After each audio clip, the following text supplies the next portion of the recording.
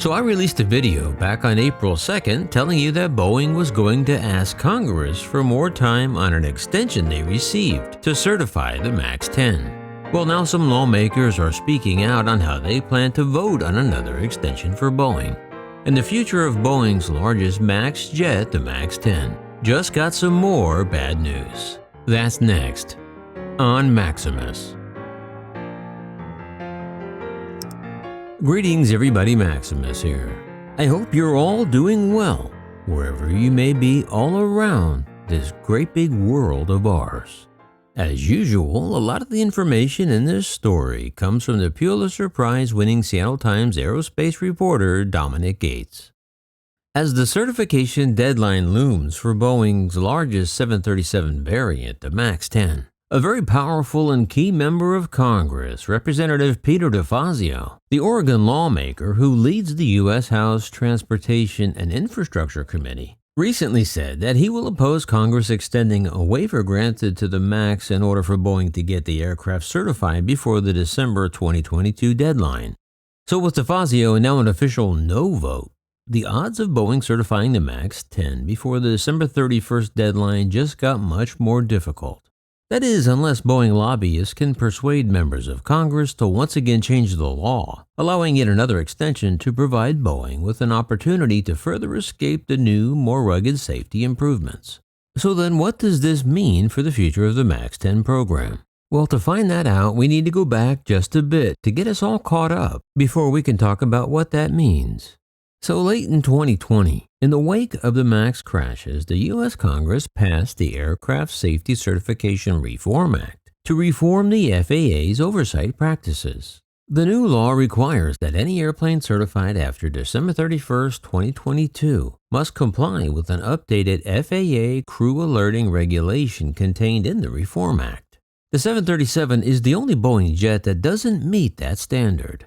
Every other current Boeing airplane has what is called an Engine Indicating and Crew Alerting System, or EICAS, that complies with the FAA regulation. So then what is EICAS? EICAS is a centralized cockpit warning system that helps pilots differentiate, prioritize, and respond to audio and visual warnings and cautions and alerts that activate during flight. As required in the regulation, it allows pilots to suppress erroneous warnings that can cause excessive distractions. It also designates a hierarchy of alerts depending on the seriousness of the problem, with the most urgent alerts grabbing the crew's attention through two different senses and a combination of audio, visual, as well as tactile cues. Boeing's EICAS system not only tells pilots what is wrong, but instructs the pilot on what to do to get out of the situation. But because the 737's cockpit inherited many systems from the original 1960s era design, it's difficult to update the airplane to comply with this regulation. However, the two original models of the MAX family, the 8 and 9, were certified before the December 2022 deadline required in the new legislation, and the smaller Max-7 model is also expected to be certified later this year. So as strange as it may seem, the new expanded safety certification doesn't apply to these early MAX models. However, the Max-10 certification process is more complicated than her little sisters. Why? Well, after the two fatal MAX crashes, the European Union Aviation Safety Agency insisted that by the time this final MAX plane, the Max-10, enters service, it must have an upgraded angle of attack sensor system that provides triple redundancy, instead of the only two angle of attack sensors on previous models. Additionally, the EASA is also requiring that a pilot will be able to silence the stick shaker in the event of an erroneous stall warning. This was one of the major distractions in both MAX crashes. So as a result of EASA's pilot crash requirements, the Boeing Max-10's upgrades include new software in the flight control computer that provides a separate calculation of the angle of attack using various other data readings independent of the two physical angle of attack sensors on the jet's fuselage. But a Boeing insider, who of course requested anonymity to keep his job, said there's no way the company can certify the Max-10 by the deadline. He said they still don't have the certification on the Max-7 and it's virtually the same plane as the Max-8 and 9. Boeing is stuck, he said. They need the law changed or the FAA to agree to an exemption for more time.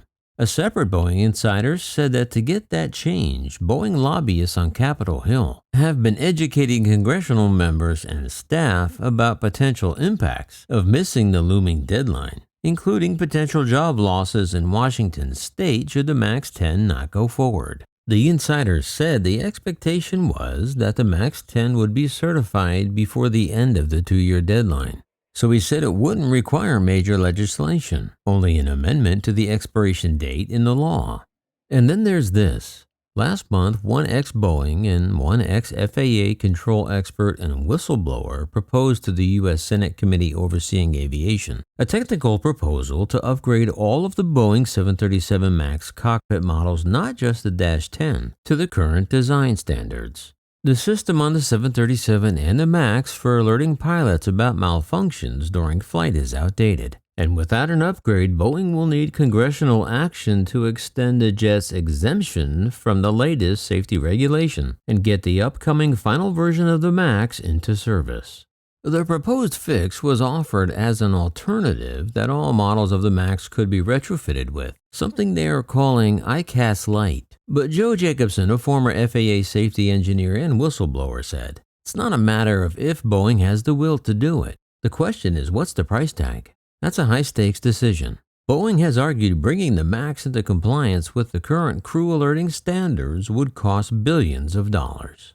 Well, doesn't that sound familiar? But there are legitimate reasons besides cost to be wary of such a major systems change. Peter Morton, a retired Boeing senior executive and leading cockpit design engineer, cautioned the Seattle Times that introducing changes to an airplane system and requiring pilots to adjust is a complex project.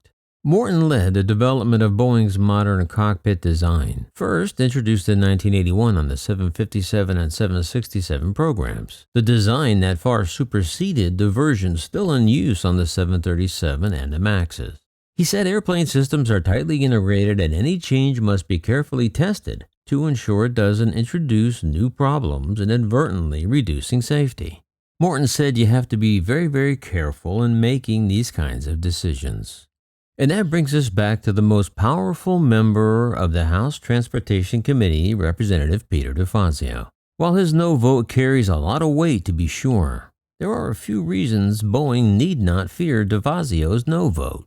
One is that DeFazio is retiring from Congress at the end of this year, so his vote won't carry much weight since he's leaving and won't be needing any favors from Boeing's lobbyists in exchange for his vote. However, Washington State Senator Maria Cantwell, who is chairwoman of the Commerce, Science, and Transportation Committee, said she is open to giving Boeing an extension. When asked about DeFazio's comments, Cantwell's spokesman referred to what the senator told the Seattle Times last month. Cantwell said that if the FAA agreed to an extension, then she would as well. If the FAA says yes, we need another 6 months, give them 6 months, Cantwell said. If everybody was in agreement, I would change the date. Both Cantwell and DeFazio played a significant role in crafting the original legislation that included the waiver for the Max-10. But like I said, DeFazio is leaving and Cantwell is staying. And according to her own words, if all her politician buddies say yes, then she will too. So then that leaves me with just one question. If the cause of the MAX disasters claiming 346 lives was due to swampy politicians, then what's changed in the last 3 years? Doesn't sound like much to me. How about you? What do you think? Let me know down below. Well, that's going to wrap it up for now. And before we go, I'd like to congratulate Murdoch for winning our contest on my recent video about a pilot dislocating his shoulder in the cockpit. Murdoch has a Maximus cap and beach blanket on the way to that sun and fun capital, the United Kingdom. Speaking of merchandise, you can always support the channel through either the merch shop or Buy Me a Coffee app. Links are in the description. And as always, before you go, please be sure to subscribe if you think I've earned it. And don't forget to like, share, and ring the bell. And remember, leave the rubber on the runway and your troubles on the ground. And I will see you next time. In the air. Yeah, this is Maximus.